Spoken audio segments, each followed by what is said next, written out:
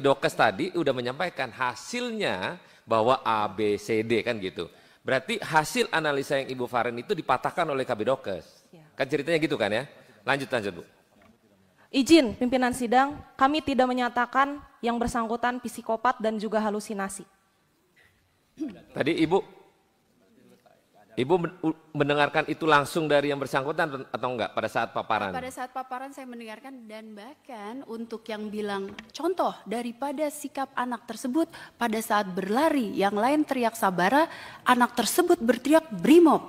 Itu mohon maaf disampaikan sendiri dengan Ibu. Betul, kami sampaikan pimpinan sidang. Tadi mengelak, sekarang menyampaikan. Tapi kami tidak menyebutkan psikopat, Bu, izin. Assalamualaikum warahmatullahi wabarakatuh. Salam jumpa kembali dengan FB Legal Voice. Para kolega mahasiswa Fakultas Hukum dan Psikologi dan Kriminologi yang hari-hari ini pasti tertarik ya mencermati berbagai potret perdebatan kaitan dengan mentalitas kesehatan jiwa seseorang ya ketika seseorang itu harus masuk dalam seleksi.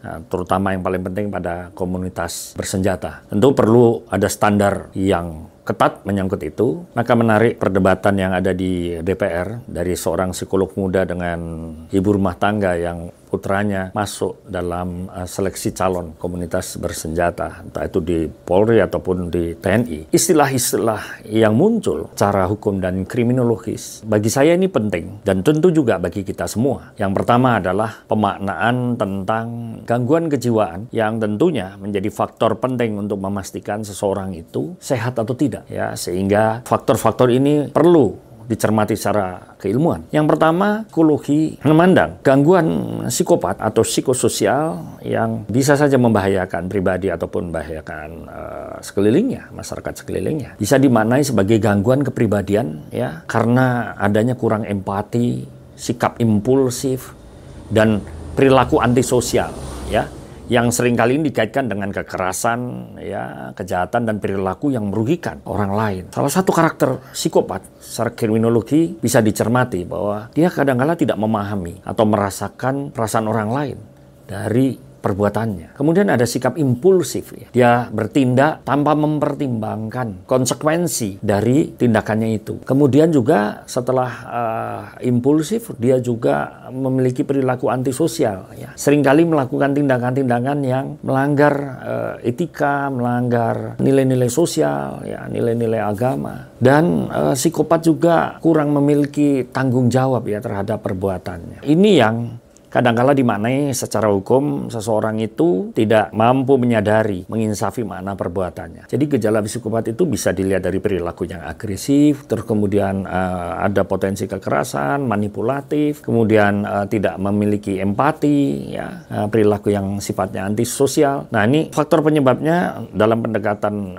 keilmuan ini, lintas disiplin keilmuan ini, hukum, psikologi, dan kriminologi, mungkin ada faktor generik ya, faktor lingkungan dan faktor psikologis. Nah, persoalannya ya bagaimana mengatasinya? Apakah orang-orang semacam ini ya harus didiskualifikasi kalau dia mengajukan diri sebagai calon jabatan atau posisi tertentu? Tentu memerlukan berbagai terapi ya. Bisa terapi perilaku, terapi kognitif, kemudian terapi psikodinamik dan pengobatan farmakologis. Hanya saya belum bisa memastikan apakah ada pengobatan farmakologis yang bisa menyembuhkan penyakit semacam ini. Dalam dunia hukum juga menjadi persoalan ketika ini dimintai pertanggungjawaban terhadap seseorang yang melakukan kejahatan atau tindak pidana. Dia diadili atau diobati. Ini yang saya katakan pendekatan farmakologis sepertinya belum menemukan jawaban yang pasti soal ini. Harapan saya dalam potret di masyarakat kita berkaitan dengan kasus-kasus semacam ini, kita perlu waspada karena gangguan kepribadian semacam ini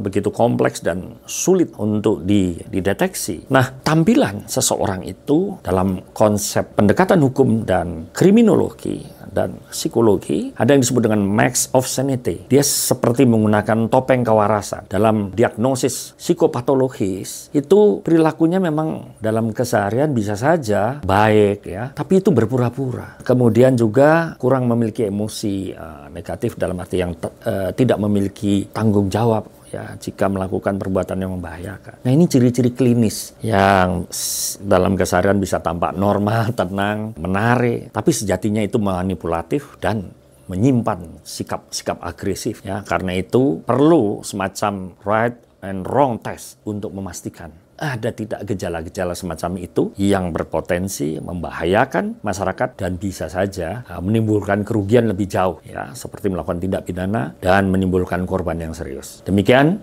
sampai jumpa FWA Legal Voice. Assalamualaikum warahmatullahi wabarakatuh.